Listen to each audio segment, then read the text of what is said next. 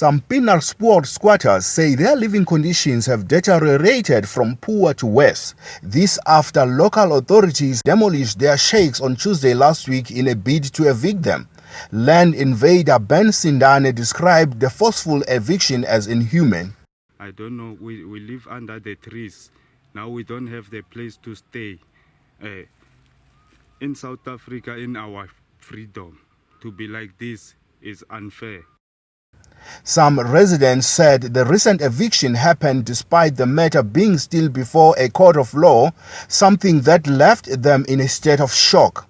They said this was the fifth eviction since April, adding the only hope that had left was a court ruling in their favor. Ron Sibiya, Pienaarsport, Pretoria.